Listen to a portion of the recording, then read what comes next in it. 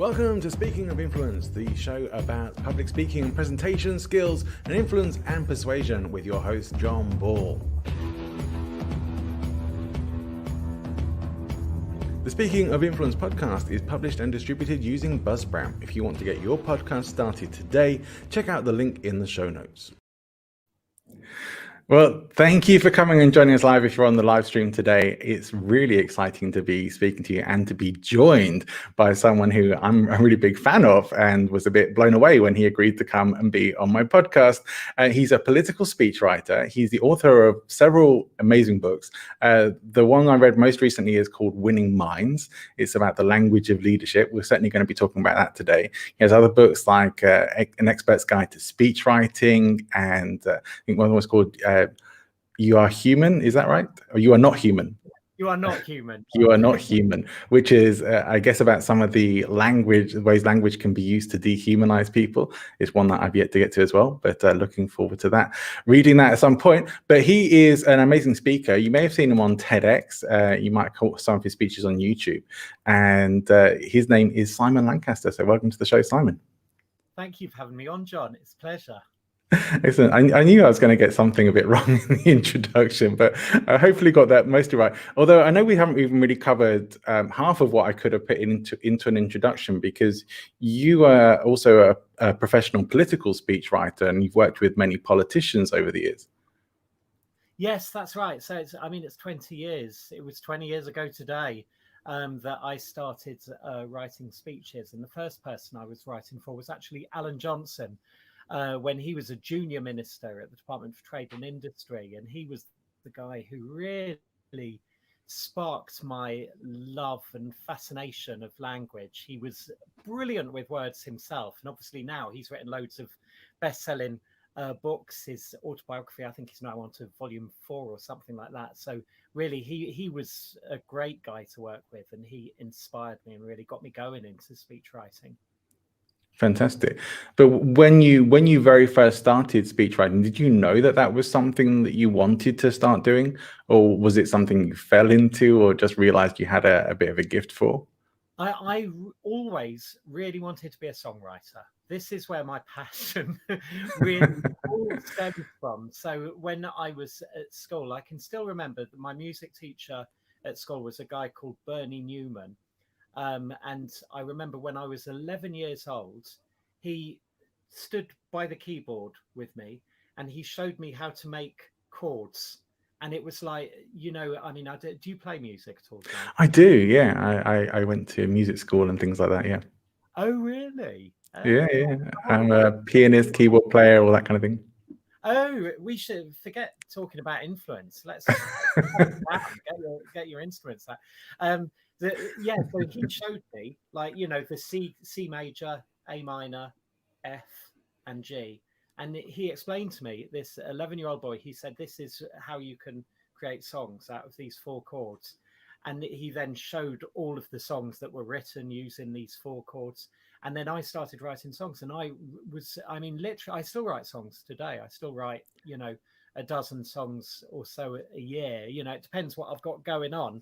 But I always wanted to be a songwriter. And, I was sending my songs off to record companies all of the time. Never got anywhere, never earned a penny for a single song. But then all of a sudden I found that speech writing is actually, is really similar in so many ways. You find your theme, you stick to a recognized template, the simplicity of the metaphor, the ideas, language, all of that kind of thing, and moving people. So, a lot of what I do actually is taking techniques from music and turning it into language, really, turn it into spoken word. That's really interesting, because one of my friends, who's become a friend after being a guest on my show, she used to be the director of the Met Opera. And so she's directed people like Domingo and Pavarotti and all these kinds of people. And she often talks about the musicality of speeches and of speaking in public as well. And I love it as a metaphor, and I like the whole. I come under the more jazz style, both in my music and probably in my public speaking work as well, which is cool. You have a little jazz band as well, right? I think you said something about that in your book. Yeah. I mean, obviously, COVID has kind of knocked all of that sort of Sure. performance thing on the window. But yeah, I think if it's Winning Minds that you've just read, at that point, I was in like an acid jazz type band called Soul Lot of Funk, based in Wales. And then now, actually, the last 5 years, I've been doing much more kind of emotionally expressive type music. So not like the old disco and soul and funk catalogue, but rather instead more writing my own songs and going into the American songbook. So working with a fantastic singer who lives locally to me, and we were pre-COVID playing cocktail bars and doing local parties and stuff like that, which is great fun. It's just nice having a kind of outlet for that sort of thing. Still love my music. But one of the things that really relates to that I got from the Winning Minds book was about the fact that you mentioned bands like the Beatles and organizations like Disney have used emotional language, creating emotional language very well. They're really good at it. And you talk in that book about creating these word clouds from these sorts of masters who do the language of emotion very well. And that really we should all be focusing much more on the emotion than on things like trying to logically persuade people. Yeah, absolutely. And I mean, that's what the Disney does so well. It's what bands do so well. And if you contrast that with most corporate speak, we're laying down the foundations and driving change. And if we use our growth wheel and we execute that in all of our key markets that we play in, it's just like, what the hell are you saying here? You contrast most corporate rubbish with the simplicity of like the long and winding road, or mountain high, river deep, or any of the way that any of the great songs really, and you just see such a massive difference. And so give me a load of corporate bullshit, and what I would like to do is kind of try and turn it into some sort of Lennon and McCartney thing that plants an image in people's minds, that moves them emotionally, that takes them on some kind of journey. That's what you want to do. Definitely. Well, super important stuff. The first thing that I ever saw you in was your TEDx talk on the language of leadership. And I was blown away by it. It's one of the, I know sometimes there's a big gap in sort of the levels between TED and TEDx stuff, but not in this case. This is one of my, probably is my favorite TEDx talk I've ever watched. And one of the reasons that is, before watching that, and I think it was a few years back, but before watching it, I had never encountered the idea or the understanding of rhetoric and the art of ancient rhetoric. And as someone who's sort of done all sorts of public speaker trainings and has read up on influence and persuasion, I was like, wow, there's this whole thing that's been there for like hundreds of thousands of years that I had no idea about. And so then I got a little bit hooked on that and started reading and learning much more about rhetoric. But for the audience some of the audience may never have encountered this before. Can you tell us a bit more about what the art of rhetoric is? I certainly can, and thank you for your kind words, John, as well about the TEDx. I'm glad you enjoyed it so much. The rhetoric is the art of persuasion, and it's something that actually used to be taught in every school. Like, it was seen as a core part of the curriculum back in ancient Rome, on the basis that people couldn't function at all really in society unless they knew how to persuade other people. You couldn't be a politician, you couldn't be a lawyer, you couldn't work in finance or business successfully unless you knew how to persuade people. And this is pretty damn obvious, isn't it? But it's something that kind of through the years has just slipped off the curriculum almost completely. They now have they talk about oracy in the curriculum. Oracy is much about speaking as it is about listening. It's still not really the dirty arts of persuasion that the ancient Greeks and ancient Romans used to get into. But it's basically, it's the art of persuasion. There are all these fabulous little tricks that you can use very, very simply in order to make yourself more persuasive when you're speaking, when you're writing. So, for instance, the very simple idea that if you put things in threes rather than fours, which in ancient Roman rhetoric they called tricolon, which sounds like a weird part of the digestive system, but it's actually to put in your arguments into threes. You know, I never learned that at school. You know, I mean, I learned, oh God, all sorts of useless rubbish at school, really. But I mean, stuff like how to persuade people should be right there. It should be at the center of the curriculum, really. Not only so we understand how to persuade people, but also so we can understand when other people are trying to mislead us, are trying to deceive us. And particularly now with everything that's gone on in the States in the last week or so, and also what's gone on in Britain over the last few years, an ability to properly dissect arguments and being able to sniff out this is a load of bullshit actually is surely a core skill for citizenship. You would think it should be. And one thing that stood out for me that you mentioned in your talk, and then there's so many great points in it. And anyone who hasn't watched it, for the replay and for the podcast that goes out, it'll be a link in the show notes as well, so you can go and check it out. But you mentioned that there's only one school in the UK that teaches rhetoric anymore. Yeah, well, I mean, it's Eton places it slap bang in the center of everything. So they've even got like a mock House of Commons, as I understand it, there, like a debating chamber that I think costs 11 million quid or, thereabouts, some ludicrous sum of money. And of course, this prepares people to then reach the top of public life. So you just think of the people who have serious influence in the UK today. Well, the Prime Minister went to Eton, the Archbishop of Canterbury went to Eton, the second but one heir to the throne went to Eton, and I mean, they're all speaking a language of persuasion that really your average citizen just doesn't understand at all.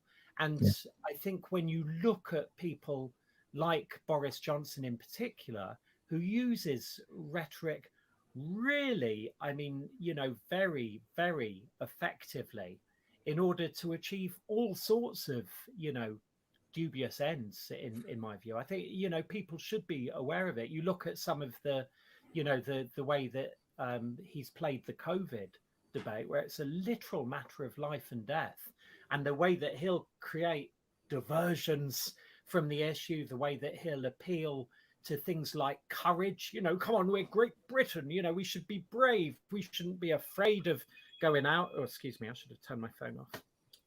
Silence. Sorry about that.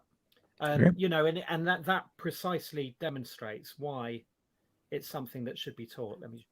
I'm off now. It won't happen again.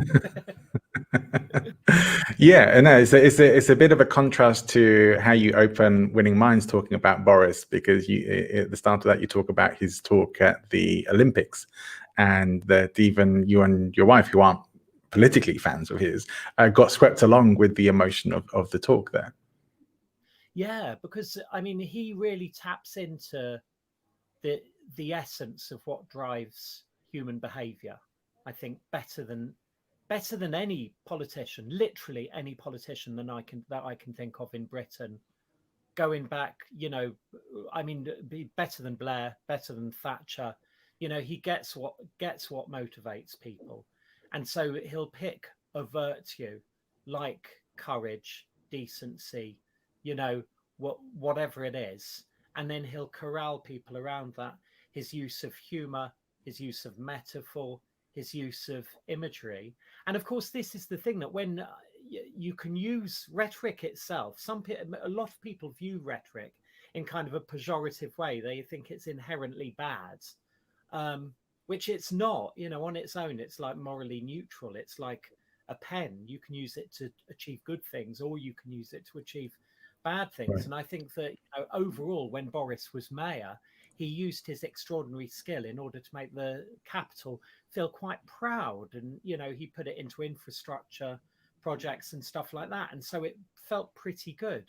And I think what he's achieved in the last few years, Brexit was obviously incredibly divisive here in the UK, and also what's happened with COVID.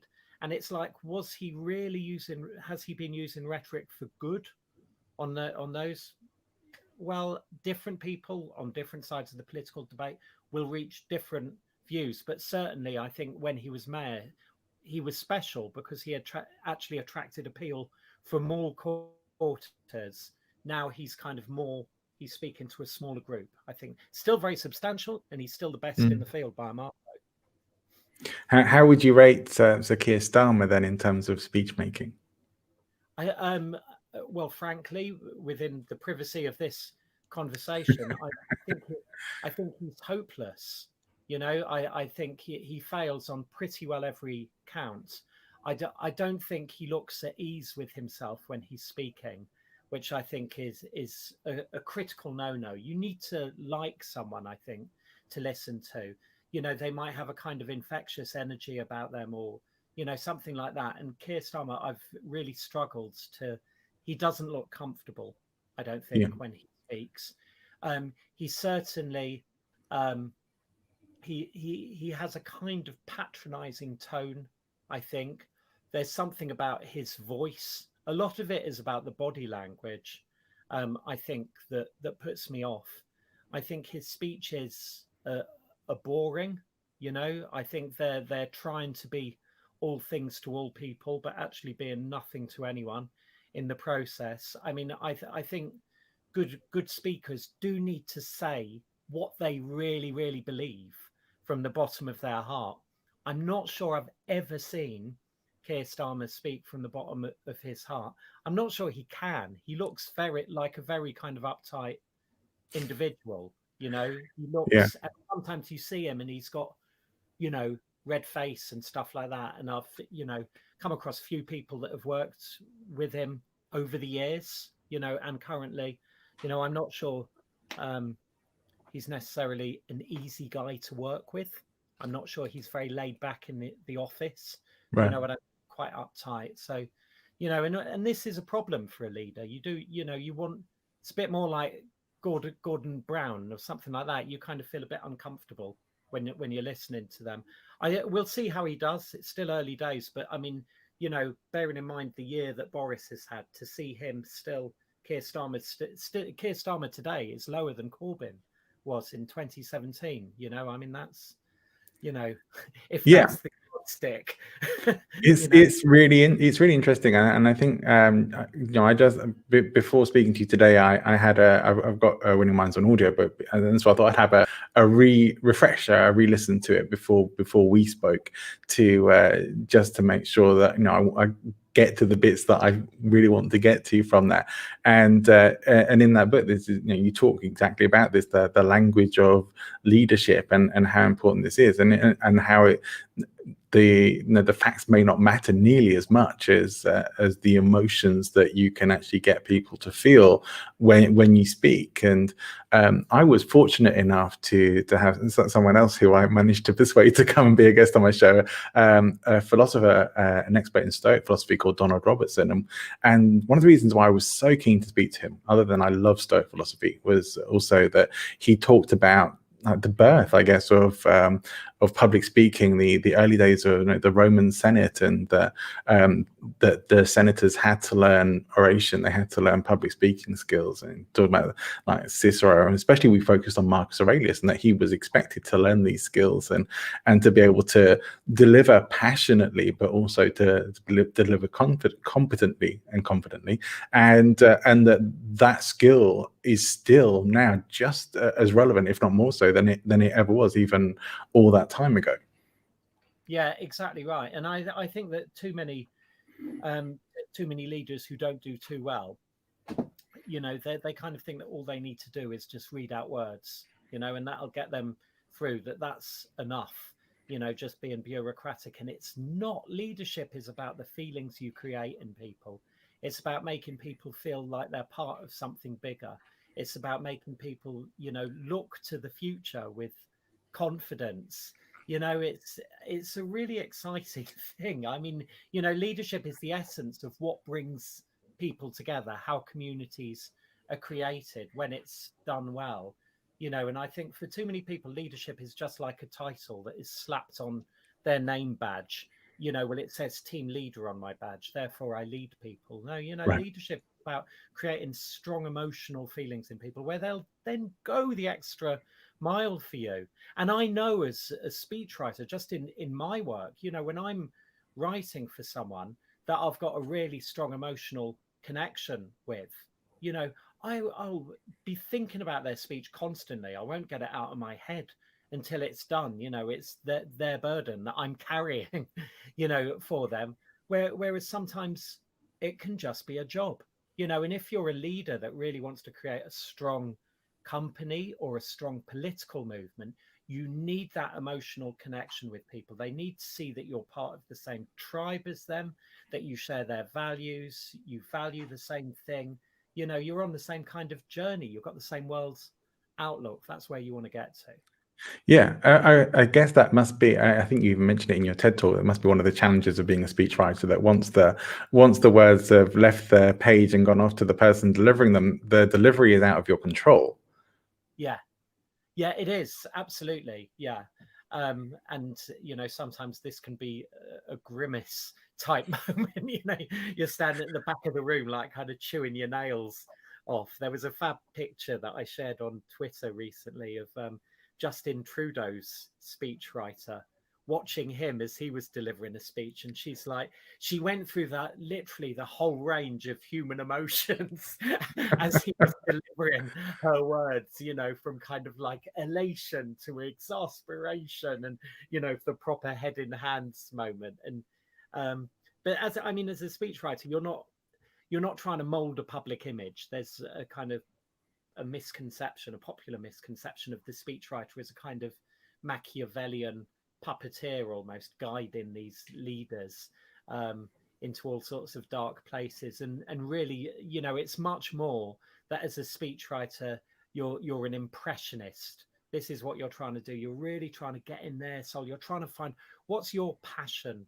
You know, what really makes you tick? What's the thing that wakes you up in the middle of the night? You know, forget all of this bullshit about the corporate strategy and, you know, all of that. You know, what's the thing that really upsets you in the world that you would really love to change if you had the power to do it? And you know, that's where I want to get to. So my speechwriting sessions with clients are actually, you know, probably more like a therapy session than an episode of the thick of it or the West Wing.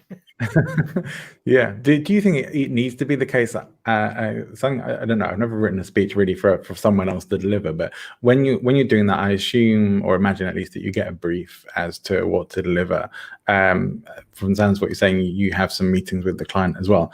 Do you ever write speeches that might be delivered by different people, by maybe the person, maybe even not knowing the person who might be delivering it? Yeah, I mean, regularly. I've regularly done that. It's different with all of my clients. The more access that I get to the principal, the person that's actually delivering the speech, the better it's going to be. You know, otherwise it can feel a little bit like you're, you know, fumbling around in a dark room trying to find a small key, you know. But nevertheless, like you know, so there are times where I'll get no brief whatsoever. I don't get access to the person. They just want a speech. They want, you know, some kind of content. And then because everyone has quite an internet presence now, particularly public figures. Yeah. Normally, I can do some good detective work that'll give me some clues to their style of voice. So you always want to decode their voice. You want to get an idea of the kind of buzzwords they use. Are they long word kind of people or short word people? Long sentences or short sentences? What are their metaphors? What are their interests? And then you'll try and weave some of that in as much as possible. And you can do a fair job with that because, you know, people do have a lot of their own content online now. So you can anticipate what they're going to say. But really, there's nothing better than when I've got a client and we'll do a little session on Zoom, and you know, we can really talk about the speech, and I'll get them. I have a series of fun little exercises that I'll work through with them to really find out what it is that they want to say. Excellent. I want to come back to your speech writing process with people. It's something I didn't actually think to even ask you about before we spoke, and should have. But one thing I do want to definitely make sure we get to is to discuss a bit more the language of leadership, because you talk particularly in the book, about having to overcome the instinctive mind, or have to win over, I should say, the instinctive mind and the emotional mind much more than the logical mind, although you do talk about that in the book as well.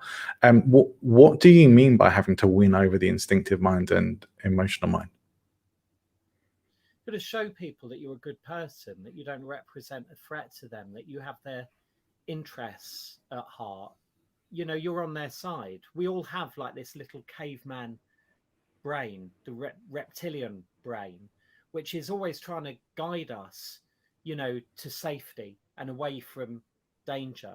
And so it's, you know, it's speaking to that. So it's like the archetypal bad leader for me is the one that will make people feel petrified, you know, constantly making people feel petrified about whether or not their job is secure. And that, to people's instinctive brains, they're then like that, you know, they can't be at their best. There's no way you can be at your best if you're feeling afraid like that. So it's really about showing people you're a good person, you're on their side, which you can do in all sorts of ways. If you just think about kind of, and let me pick someone, not a divisive figure like a Trump or, you know, a Boris, but someone like Obama, that probably most people would agree, you know, he's kind of universally admired. And you just look at some of the things about him, about, if you think back to when we first saw Obama on the national stage, what was it that in all our minds said, this is a good guy, we can trust this guy? And lots of people would give different answers, but I would just point to that, you know, about the way he holds himself, his body language, his composure, his sense of humor, the kind of historic references that he would weave into, you know, like Lincoln and Kennedy and Dr. Martin Luther King and all of this. And his breathing was so slow and so steady, and you could just listen to that voice go on for hours, and you just knew that you were in safe hands. And you contrast that with Trump, who's like, we're losing. We don't win. You know, look at Mexico. Look at China. Look at these socialists, you know, ripping up our constitution. All of this. And you know, you're like that. You're on edge. And so really it's about making people feel safe, I think, when we're talking about the instinctive minds, that you with them can keep them safe. Yeah, I think definitely agree that Obama is an incredible speech maker and very just incredibly watchable. He and Michelle Obama, she is also, in my opinion, at least, a very good speech maker, and she has great delivery too. So I don't know if she got coached by Barack, or if she was already maybe she coached him, but it could be the other way around. But both of them seem to be very gifted in that part. Yeah, the difference between the two is stark, and it shows like the challenge for the speechwriter, because, you know, you'd never hear Michelle Obama deliver a Barack Obama speech. You know, like Barack Obama is high on rhetoric, and so he uses things like the rule of three, rhetorical repetition, the breathless sentences, the grandiose metaphors and imagery, whereas Michelle Obama is far more conversational, colloquial, chatty, you know, all of these kind of, you know, just much more relaxed style of voice. Both have speechwriters. And I've met speechwriters to each of them and had some insights into their kind of, you know, drafting process. But both of them equally effective in their own way, which does kind of show that it's not that there's a uniform way of speaking, but rather instead that you need to be true to yourself. You need to bring out your best self and connect with people emotionally in some way. Other than in the political arena, who else is there that you may be able to point to who is just masterful in terms of utilizing rhetoric and speech making? God, I mean, you know, well, he's the man at the moment. He's going to become president of the United States next week. Joe Biden, actually. I think he's certainly not someone who anyone could call a natural orator. You know, most of his career has been characterized by gaffes, when he was speaking, and accusations of plagiarism. I don't know if you remember the 1988 when he was trying to be presidential candidate back in 1988, and he ripped off a huge chunk from a speech by Neil Kinnock, no less. Oh, wow. And he had to step down because of that. So, and the two men have jokes about it together since. So they met afterwards, and I think Joe Biden said it. Oh, it's good to meet you, my speechwriter.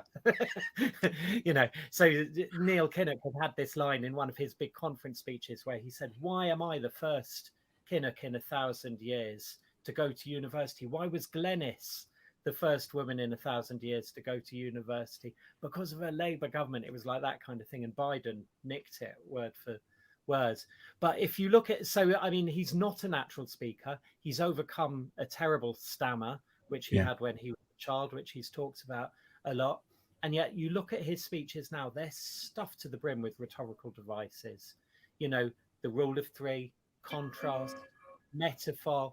Practically every single line of his speeches utilizes one or other of those devices. So he's not someone that I think any of your viewers might naturally have thought of to look at, but he's very good. I also loved. Go on, John. Sorry. I was just going to say, someone who we'll be seeing a lot more of because he's being inaugurated very soon, and no doubt that's going to get some huge coverage, and we'll be maybe not seeing as much of him as we do of Trump, which has just seemed to have been a daily barrage, but we'll definitely be seeing a lot more speeches from Joe Biden, and probably from Kamala Harris as well. Yeah, Kamala Harris, I like. She's someone that I think has far more that kind of authentic thing, but Biden feels to me a little bit manufactured. Like, I don't think, I don't think it's his voice that you're hearing. I think, he's kind of trying to be Obama. It doesn't feel very authentic to me.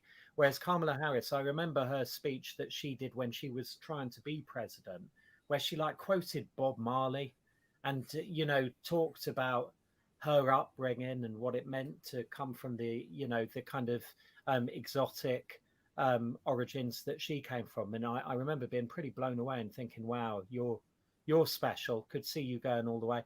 And chances are, I think she'll become president, won't she? I don't, either during this term or if not, I think she'll be very well placed come 2024. Although, to be honest, after the 2020 election, the prospect of watching another US election kind of just does my head in a bit. But, maybe they'll have elections completely by then. Who knows?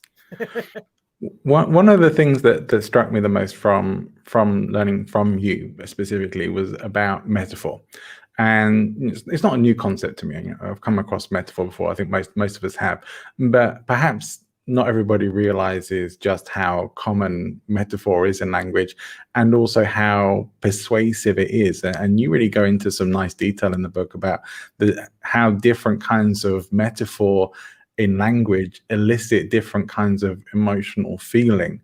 Can you just share a bit more about that for our audience here? Yeah, totally. Metaphor is, I think, the most powerful form of political communication. You can do things like create a rhyme or put an argument in threes, and it will become more memorable. But if you really want to change the way that people perceive something, you want to be changing the metaphors that you use. And so a good example for anyone who's listening, who's in business, you want to look at what the underlying metaphor that is used. When we use a metaphor, we say something is something which it is not. What you get in a lot of companies is they will speak about their business as if it's a car. They'll talk about driving change, accelerating reform, putting turbochargers on, having a change of gear. They'll put the components in place. If they're trying to help staff, they might issue a toolkit, an engagement toolkit. What's an engagement toolkit? A mouth, And so they're speaking using the metaphor of company as car. And that feels great if you're a leader or you're in charge of strategy, because there would be nothing more seductive than to imagine that running a company is as easy as driving a car, that all you need to do is flick the ignition, put your foot down, change gear, you can go wherever you want to go. You know, it's an illusion, but it's comforting for the leaders. So they'll use that metaphor. We're driving this through. If you're in that organization, that metaphor says to you, you're a nut, a bolt, a component, a piece of machinery. You're there to fulfill a function. You're not a human being. You're dehumanized. You are not human, you know.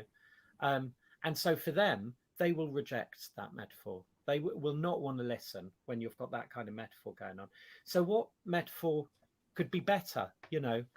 Well, metaphors of family for a company. So speaking about all of us together, where we're going, creating a sense of momentum, the long and winding road, mountain high, river deep, or, you know, the imagery that we were talking about, that could resonate more, not in a cheesy way, but just stripping out some of the awful language and introducing it with that, and you'll change the way that people feel, you know. And this is when you get to, when you look at a lot of political debates, you see the actual argument which is going on is often about no more than a different metaphorical outlook. So with Brexit, if you were a Remainer, the EU was a family in which kept us safe, was our home, in which we were loved, you know, with family members. If you didn't like the EU, it was a prison in which we were trapped and chained, set to the shackles of a big bureaucracy. We needed to take back control, have a clean break from that prison. And so they're different metaphorical outlooks. You know, if you can change people's metaphorical outlook, you can shift the dial on an issue like that. And I've done heaps of different research projects where I've tested all sorts of issues, like should we leave the European Union? How much should we give to the European Union? You know, where you just introduce a metaphor or change the metaphor and you shift people's reactions like that by doing nothing more than either inserting or changing metaphor. So very, very powerful. Of course, with COVID at the moment, a lot of the conceptualization in the popular imagination is metaphorical. It's an invisible enemy. We're fighting, we're combating. We've now got the vaccine with Jab's army was the front page of a lot of the newspapers today. You know, and this is a metaphor. It's not the only metaphor that could have been used to talk about COVID. You know, when COVID first came in, people were talking about a house on fire. We were walking around a burning house, which I think is really good because fires spread very, very quickly and they threaten lives. And you need to quickly get in there and extinguish it. I think that leads you to very, very decisive action. I think the war metaphor actually led to everyone going like that, you know, and just being shocked. Like, what do we do? Froze. And it worked for Boris Johnson and for leaders around the world because it enabled them to take emergency powers. It set the context for taking emergency powers. It grabbed everyone's attention.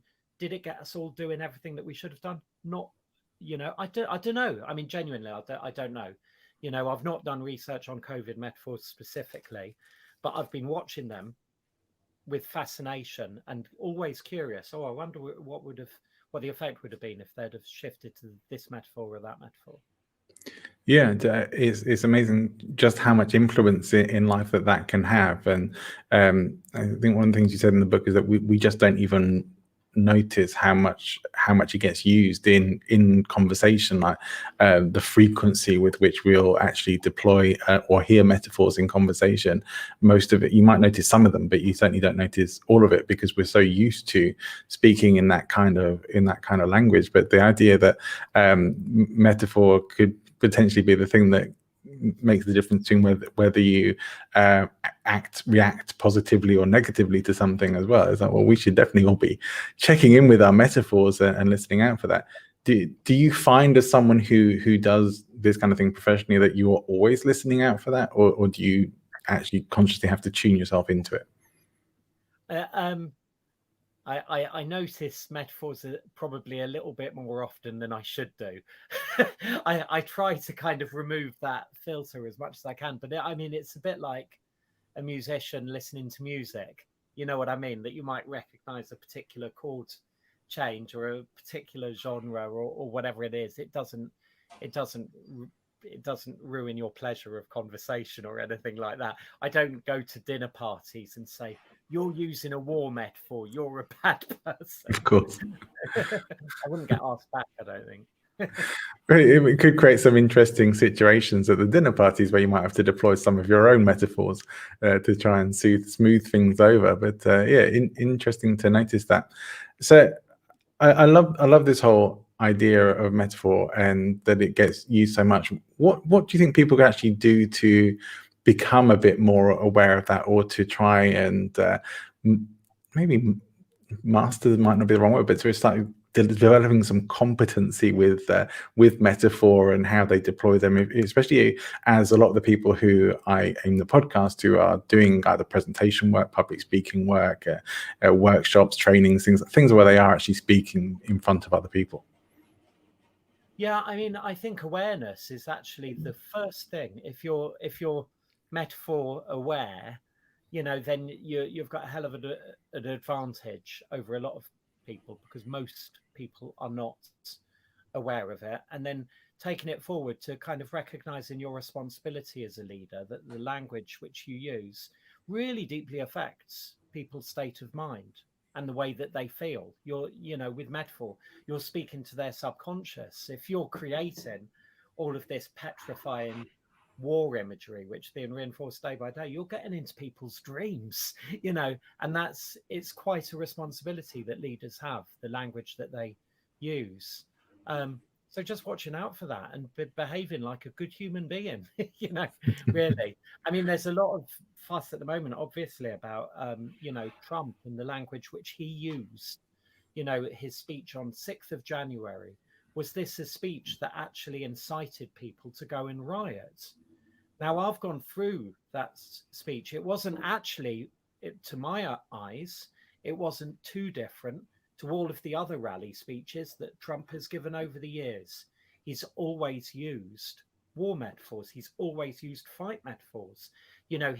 When he launched his campaign to become president at Trump Tower in, I think, August 2015, he used the word, he used a fight metaphor throughout the introduction. He used, as I recall, he used the word beat 6 times. He used the word kill twice and the word victory twice, all within the first 200 words of his speech. So he's always used this fighting language. But of course, the case against Trump now is that he wasn't using metaphor when he was speaking on 6th of January. He was saying, we've got to fight. We've got to fight. I have to say this, to me, as someone who's been working in this field and, thinking about metaphor, writing speeches for politicians going back years. For me, this was not an appeal to insurrection, what he did on 6th of January. This was a bog standard Trump speech. He was using a war metaphor. We often conceptualize politics as a war, and we have done for years. Joe Biden's whole campaign, when Joe Biden launched his campaign, in 2020, it was the battle for the soul of America. I don't think he was appealing to people to get out, machine guns and go and start shooting up, the White House or whatever. But, again, this kind of, it does show why you've got to be careful, because I think there's a real danger as well that in today's partisan world, we judge people on the other side of the argument to the one that we're on very, very differently to the way that we judge people on our own side. A lot of the people that were condemning Trump's rhetoric on the 6th of January were cheering to the rafters when Arnold Schwarzenegger earlier this week gave a speech in which he was literally brandishing a sword. Right. I mean, if Trump had done that, I think there'd have been questions asked. So, we've always just got to be careful about the consequences of language and just appreciating that everyone looks at things a different way. I mean, I have my political views. I'm not tribal about politics like some people are, but I always try to be aware, what do people on the other side think? And I actually have more friends probably in political parties I disagree with than with, my own favoured kind of political view. And I think that sort of thing is really important as well. Just Yeah. recognizing that everyone's viewpoint is valid and it's just different perspectives. Yeah. I have a few friends in the US who are Trump supporters. I don't see it, I don't get it, but they're lovely people, and it's like, well, they see something that I don't, or they're getting information or news in a way that I don't, and they're acting on their beliefs. But as people, I'm not going to turn them away just because they vote for someone who I really don't like very much. And same in the UK as well. Is like yourself, not tribal about politics. I have my political beliefs, whatever they may be, and they tend to sort of be fairly left of center, I guess.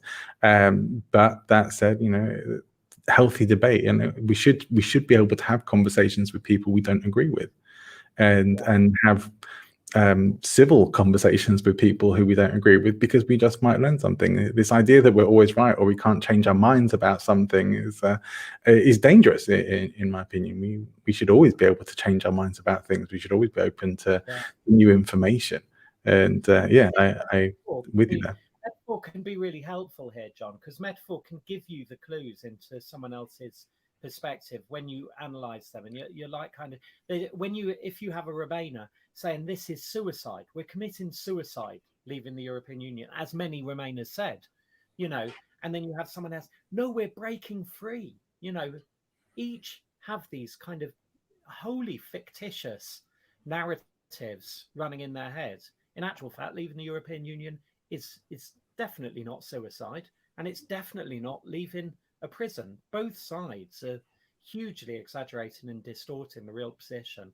Chances are we'll leave the European Union, life will go on as ever it did, and no one much will really notice, apart from a few people that maybe worked in the European Union representing the UK government. Life will go on, But if we have these powerful narratives running in our head, it then, I mean, like I was saying, it gets into our subconscious.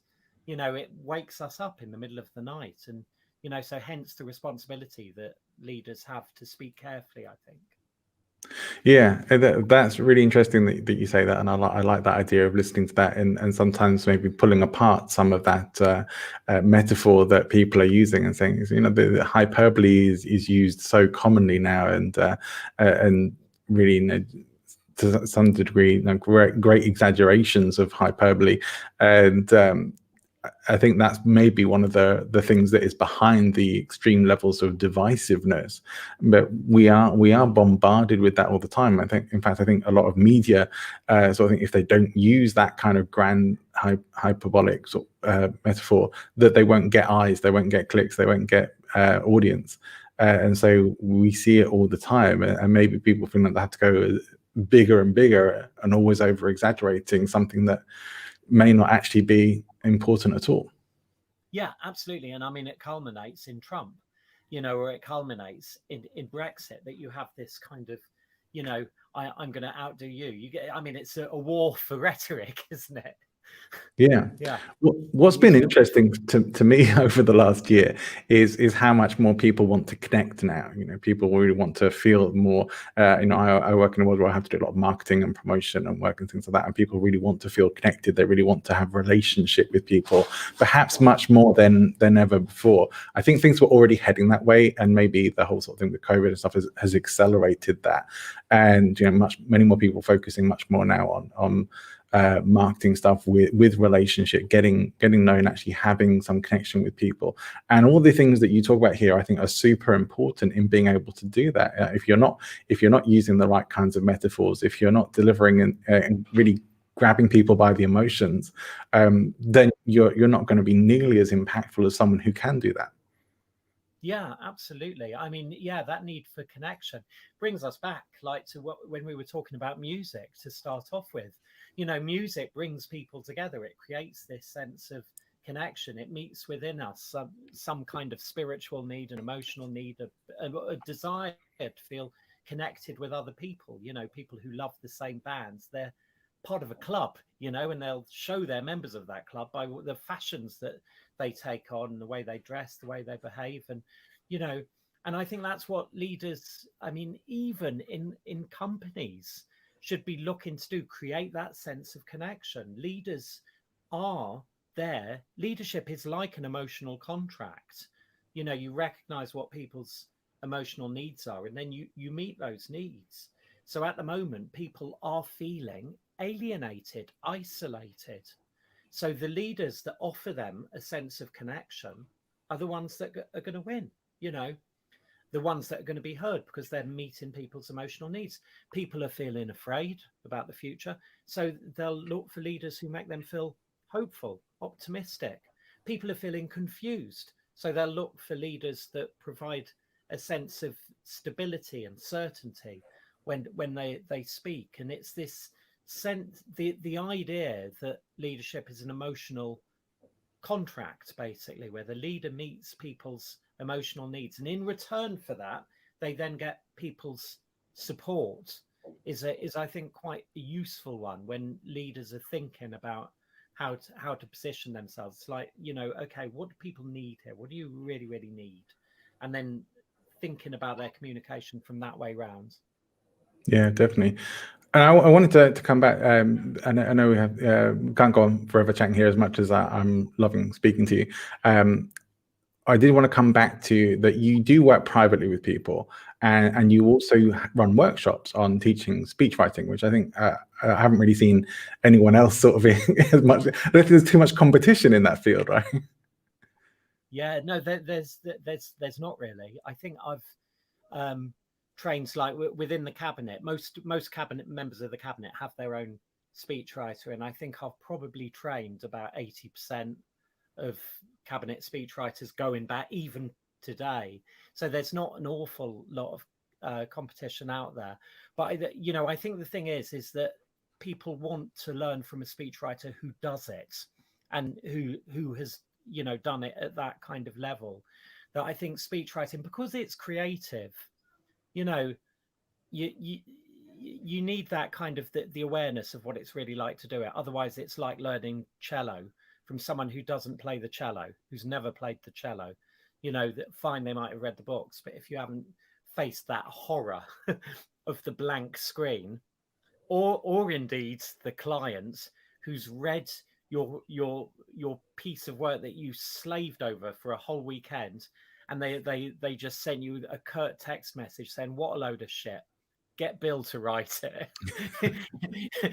You know, unless you have that kind of lived experience of what it really means to be a speechwriter, then you can't get it. So I now do coaching sessions on Zoom with speechwriters, very, very personal. And we work through dilemmas together, kind of everyday speechwriter dilemmas.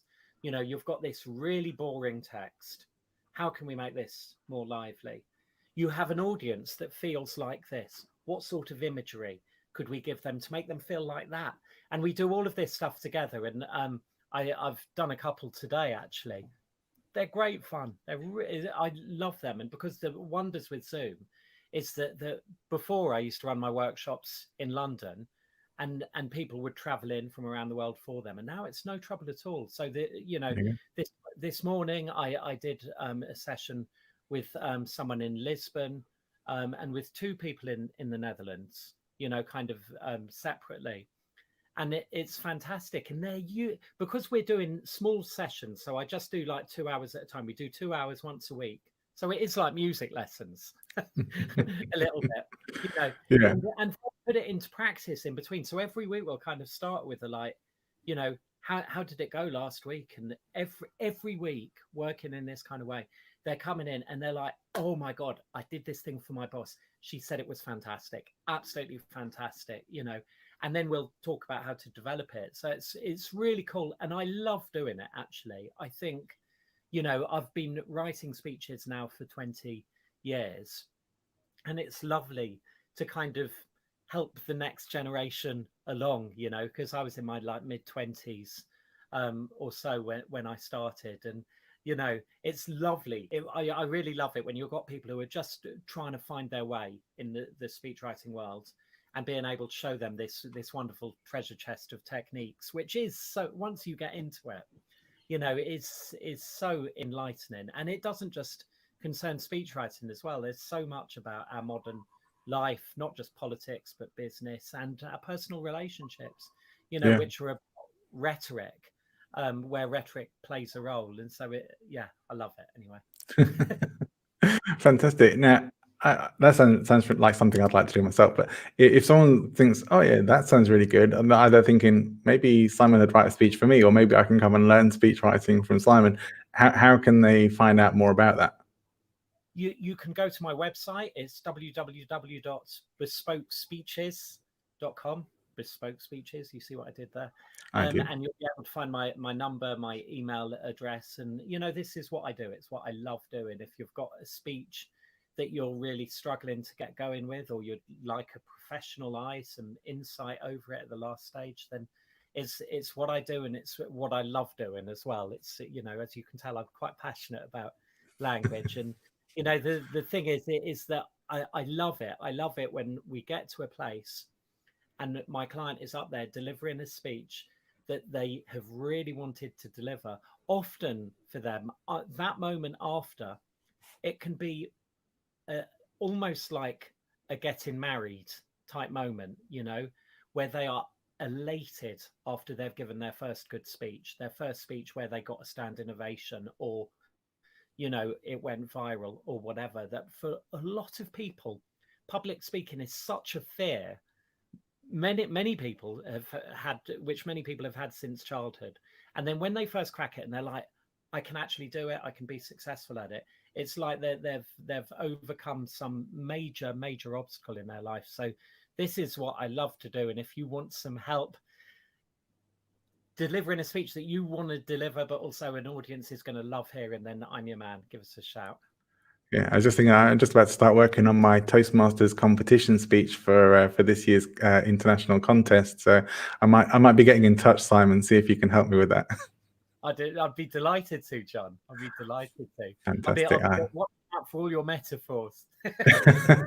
I'm definitely going to be considering that when I write it.